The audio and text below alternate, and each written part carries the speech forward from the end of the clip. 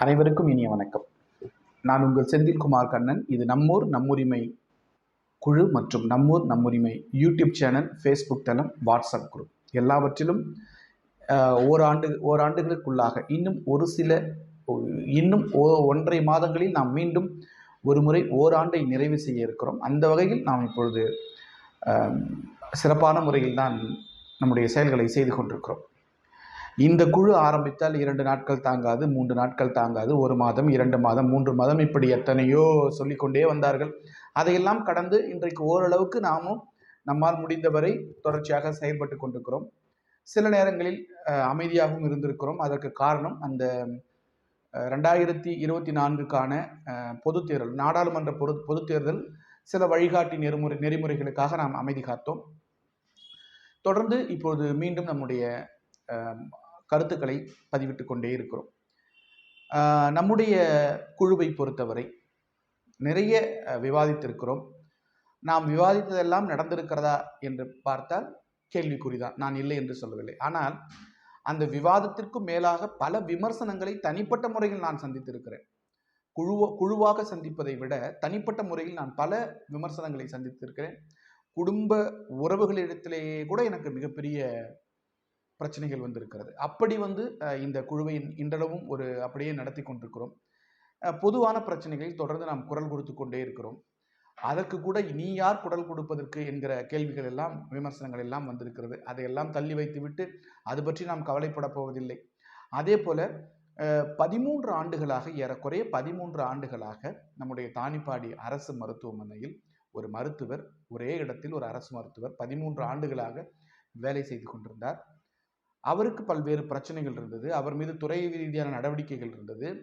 அவர் அங்கே கேண்டீன் நடத்துவதில்லை. வெளியிலிருந்து உணவு வாங்கி கொண்டு வந்து கொடுத்தார்கள். அங்கே எந்த போஸ்ட்மார்டம் நடக்கக்கூடிய நிகழ்வு அங்கே நடப்பதில்லை.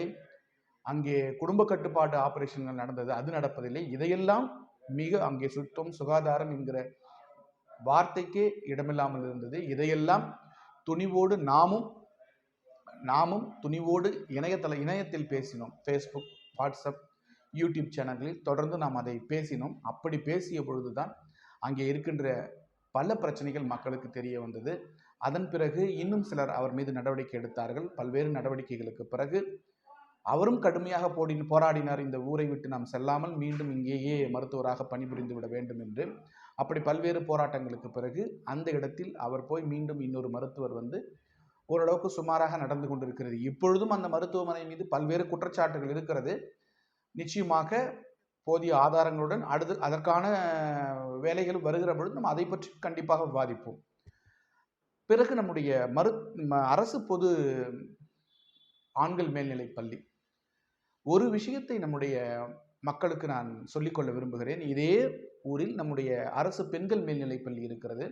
இதுவரை அது பற்றி ஒரு தவறான பதிவும் என்னுடைய யூடியூப் சேனலிலோ குழுவிலோ இல்லை.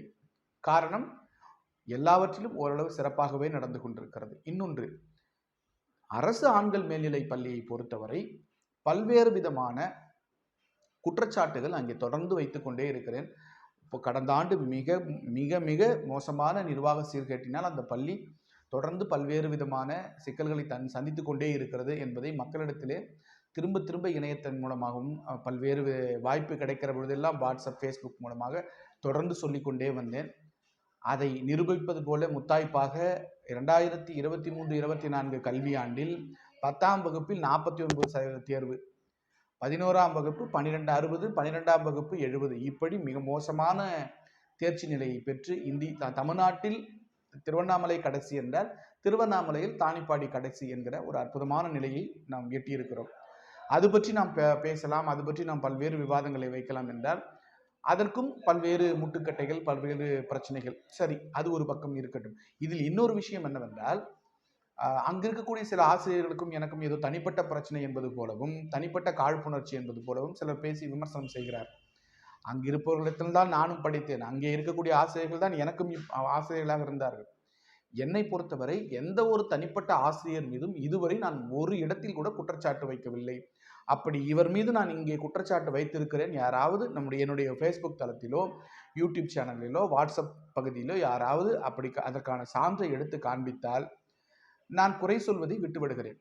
நான் சொல்வது என்னவென்றால், ஆசிரியர்கள் மீது தனிப்பட்ட முறையில் எந்த ஒரு குற்றச்சாட்டையும் நான் வைக்கவில்லை. தலைமை சரியில்லை, நிர்வாகம் சரியில்லை. நிர்வாகம் சரியில்லாததால் அங்கே ஆசிரியர்களுக்குள்ளே ஒற்றுமை இல்லை என்பதைத்தான் நான் தொடர்ந்து வலியுறுத்தி வருகிறேன். இந்த ஆண்டுக்கான தேர்ச்சி சதவீதமும் அதைத்தான் காட்டுகிறது. இன்னொன்று, சென்ற ஆண்டு ஒரு நாளைக்கு 36 மாணவர்களுக்கு 3 வேளையும் சாப்பாடு போடுகிறோம், 3 வேளையும் கறியும் சோறும் போடுகிறோம். சோப்பு, சீப்பு, கண்ணாடி, பாய், இதர அரசாங்கம் கொடுக்குகிற அத்தனை சலுகைகளும் கொடுத்து கொண்டே இருக்கிறோம், சிறப்பாக நடத்தி கொண்டிருக்கிறோம் என்று அரசாங்கத்திற்கு கணக்கு காண்பித்து, அதிலே ஒரு ஒரு குறிப்பாக சொல்ல வேண்டும் என்றால், மனநலம் பாதிக்கப்பட்டவர் ஒருவர் இரவு காவலாளி, அங்கே இருக்கக்கூடிய வார்டன் ஒரு சங்கத்தை சார்ந்தவர், அங்கே இருக்கக்கூடிய சமையலர் அவர் இன்னொரு சங்கத்தை சார்ந்தவர். இப்படி அவர்களுக்குள்ளாக பிரிவு, இவர் வந்தால் அவர் வருவதில்லை, அவர் வந்தால் இவர் வருவதில்லை. இதை Jaya TV, Sun TV, Vijay TV, இப்படி பல்வேறு சேட்டலைட் சேனல்கள் உள்ளே புகுந்து கேமராவோடு உள்ளே புகுந்து எல்லாவற்றையும் படம் பிடித்து வாட்ஸ்அப், யூடியூப் சேனல் எல்லாவற்றிலும் போட்டு நாரடித்தார்கள்.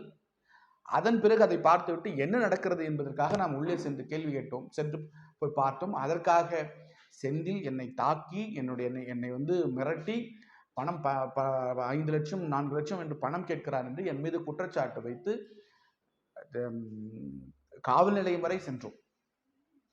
இப்படி பல்வேறு விமர்சனங்கள், இப்படி பல்வேறு பிரச்சனைகள் எல்லாம் சந்தித்து இன்றைக்கும் அந்த குழுவை நடத்தி கொண்டிருக்கிறோம். அதற்காக எல்லா சூழ்நிலைகளிலும் நாம் அப்படியே இருந்துவிட முடியாது. எல்லாவற்றையும் தாண்டி நாம் சிலவற்றை செய்து கொண்டேதான் இருக்கிறோம். இப்படி நம்முடைய அந்த குழுவால் ஏகப்பட்ட பிரச்சனைகளை நான் சந்தித்திருக்கிறேன், தொடர்ந்து சந்தித்து கொண்டே இருக்கிறேன், சந்தித்து கொண்டும் இருக்கிறேன். எல்லாவற்றிற்கும் மேலாக அந்த பொது சொத்து என்கிற உறவுகளுக்குள்ளேயே எங்களுடைய உறவினர்களையே தூண்டிவிட்டார்கள் சிலர். அப்படி பிரச்சனை நடந்தது. இப்படி பல்வேறு பிரச்சனைகள் நடந்தது. நமக்கு ஏன் வம்பு, நாம் ஏன் இதை பேசுவோம், உனக்கு ஏன் வம்பு, நீ எதற்காக இதை பேசுகிறாய் என்று என்னுடைய நண்பர்களே சிலர் என்னிடத்தில் வேண்டாம், இது நமக்கு தேவையில்லாத பிரச்சனை என்று சொன்னார்கள். எல்லாவற்றுக்கும் மேலாக ஏதோ ஒரு ஆதங்கம், ஏதாவது நம் ஊரில் சில விஷயங்கள் மாறிவிடாதா? பக்கத்தில் எஸ்சி ஹாஸ்டல் சிறப்பாக செயல்பட்டு கொண்டிருக்கிறது. மாணவர்களுக்கு அருமையாக 3 வேளை உணவு போடுகிறார்கள். யாரோ போனாலும் அங்கே இன்றைக்கு என்ன உணவு என்பதை வெளிப்படையாக பார்த்து கொள்ளலாம். எல்லா வகையிலும் சிறப்பாக இருக்கிறது. அப்படியே போனால் வருகை பதிவேடு வெளியில் வைத்திருக்கிறார்கள். இன்றைக்கு என்ன உணவு என்பதை எழுதி போட்டிருக்கிறார்கள். எத்தனை மாணவர்கள் காலையில் உணவு உண்டார்கள் என்பதை எழுதி போட்டிருக்கிறார்கள். எத்தனை மாணவர்கள் இரவு தங்குகிறார்கள் என்பது வரை அற்புதமாக வழிநடத்தி கொண்டிருக்கிறார். இதுவரை நாம் அந்த இடத்தில் சென்று ஒருவரையும் கேள்வி கேட்டதில்லையே. அதற்கு பக்கத்து காம்பவுண்டில் இருக்கக்கூடிய BC hostel, MBC hostel, cylinder ஒரு ரூமில் இருக்கிறது, அப்படியே அதற்கான அடுப்பு இன்னொரு இடத்துல இருக்கிறது. யாரும் வருவதே இல்லை, மாணவர்கள் தங்குவதில்லை, உணவு கொடுப்பதில்லை, அரசாங்கத்தினுடைய எந்த ஒரு சலுகைகளும் மாணவர்களுக்கு சென்று சேருவதில்லை. கேட்டால் மாணவர்கள் வருவதில்லை. பக்கத்தில் இருக்கக்கூடிய மாணவர்கள் வருகிற பொழுது, அதே பள்ளியில் படிக்கிற பக்கத்து மாணவர்கள் சிறப்பாக செயல்படுகிற பொழுது ஏன் இங்கு மட்டும் வரவில்லை? இவற்றை கேட்கிற பொழுது நாம் எல்லாவற்றிற்கும் ஆகாதவர்கள் ஆகிறோம். எல்லா வகையிலும் என் உடன் இருப்பவர்கள் ஏதாவது ஒரு பிரச்சனைகள் மாற்றிவிட முடியாதா, செந்திலை ஏதாவது ஒரு பிரச்சனையில் மாட்டிவிட்டு வேடிக்கை பார்க்கக்கூடாதா என்று எல்லோரும், நிறைய நண்பர்கள், உறவுகள், எவ்வளவோ பேர் சிந்தித்துக் கொண்டிருக்கிறார்கள். எல்லாவற்றுக்கும் மேலாக தொடர்ந்து சிறப்பாகவே நாம் செயல்படுவோம். எந்த சூழ்நிலையிலும் எப்பொழுதும் எதற்காகவும் நாம் பின்வாங்க போவதே இல்லை. தொடர்ந்து நம்முடைய பொதுவான பணிகளை செய்வோம். தனிப்பட்ட நபர் மீது எந்த ஒரு குற்றச்சாட்டையும் நாம் வைக்கப் போவதில்லை. ஊர் சொத்தை யாரெல்லாம் உபயோகிக்கிறார்களோ அவர்களை கண்டிப்பாக மக்களிடத்திலே கொண்டு காண்பிப்பது நம்முடைய வேலை. பொது சொத்துக்களை யாரெல்லாம் ஆக்கிரமித்திருக்கிறார்களோ அவர்களை கண்டிப்பாக காண்பிப்பது நம்முடைய வேலை. இப்படி எல்லாவற்றிற்கும் பொதுவான விமர்சனங்களை வைப்பதுதான் நம்மூர் நம்முரிமை குழுவினுடைய வேலையை தவிர தனிப்பட்ட யார் மீதும் எந்த ஒரு பகை உணர்வும் நமக்கு கிடையாது. நண்பர்களே, உறவுகளே, தானிப்பாடி நகரை சார்ந்த பொதுமக்களே, நீங்கள் அத்தனை பேரும், நம்முடைய குழுவில் இருப்பவர்கள் ஒரு 500-600 பேர் இருக்கிறார்கள். நீங்கள் நினைத்தால் நம்முடைய குழுவை சப்ஸ்கிரைப் செய்தால் இன்னும் நம்முடைய குழு பல்வேறு நண்பர்களுக்கு சென்று சேரும். ஆகவே நம்மூர் நம்முரிமை குழு உங்களுடைய பொது பிரச்சனைகள் அத்தனையிலும் உங்களோட தோளாக தோள் கொடுத்து நிற்பதற்கு தயாராக இருக்கிறோம். நான் உங்கள் செந்தில்குமார் கண்ணன். தொடர்ந்து நம்முடைய சேனலை சப்ஸ்கிரைப் செய்யுங்கள். நன்றி, வணக்கம்.